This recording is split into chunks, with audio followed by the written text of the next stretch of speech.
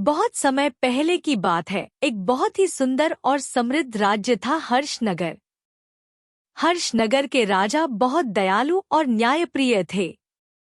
हर्षनगर के एक गांव में रमेश और सुरेश नाम के दो दोस्त रहते थे। वो दोनों साथ में मिलकर व्यापार करते थे।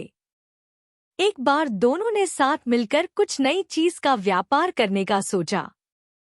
रमेश ने सुरेश से कहा, क्यों ना हम लोग कोई ऐसी वस्तु खरीद ले जो जल्दी खराब ना हो और उसकी कीमत भी बढ़ती रहे।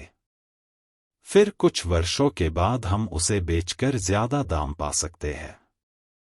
सुरेश ने कहा, तुम्हारी बात तो सही है, पर हम खरीदे क्या? उन्होंने आपस में राय मशवरा दिया और सोना खरीदने का निर्णय किया। दोनों ने बराबर रुपए मिलाकर 10 किलो सोना खरीदा। रमेश ने सुरेश से कहा कि वह सोना किसी सुरक्षित स्थान पर रख दे। सुरेश ने एक पुरानी कोठरी में सोना रख दिया। इसके बाद दोनों अपने काम में लग गए। कुछ दिन तो सोना जस का तस रखा रहा, पर धीरे धीरे सुरेश के मन में लालच आ गया और सुरेश ने रमेश को बिना बताए सोना बेचने लगा। काफी दिनों बाद रमेश सुरेश के पास गया और बोला, मित्र, अब सोने का मूल्य बहुत बढ़ गया है। जल्दी से वो सोना निकालो, हम उसे बेचकर आते हैं। इस पर सुरेश बोला, रमेश, सोना तो घर में नहीं है, क्योंकि सोने को तो चूहे खा गए। रमेश समझ गया कि सुरेश ने उसके साथ धोखा किया है और उसे बिना बताए सारा सोना बेच दिया। रमेश को क्रोध तो बहुत आया, पर वह बिना कुछ कहे वहां से चला गया। उसने मन ही मन निर्णय किया कि सुरेश को सबक सिखाऊंगा। कुछ दिनों बाद रमेश सुरेश के पास गया और बोला, मित्र, मैं एक बारात में जा रहा हूँ। बड़ी अच्छी व्यवस्था है।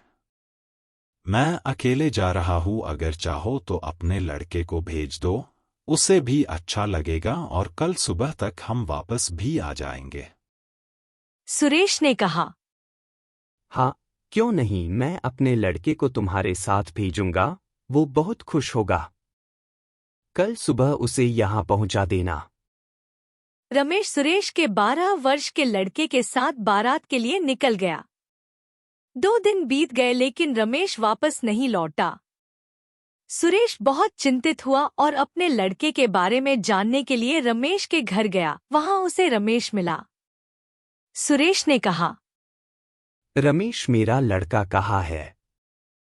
रमेश ने जवाब दिया, मित्र, बारात से वापस आते समय तुम्हारे लड़के को एक पंछी उठाकर ले गया।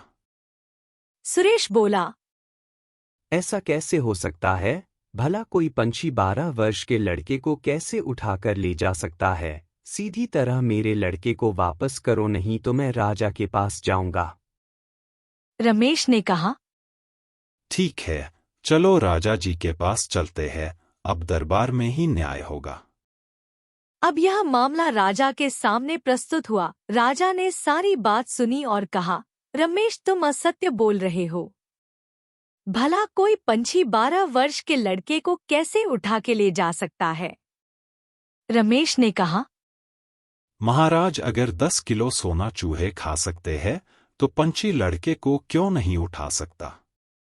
महाराज को सारी बात समझते देर ना लगी। सुरेश को भी अपनी गलती का एहसास हो गया। राजा ने आदेश दिया, सुरेश, तुम रमेश के हिस्से का सोना उसे लौटा दो और वो तुम्हारे लड़के को लौटा देगा।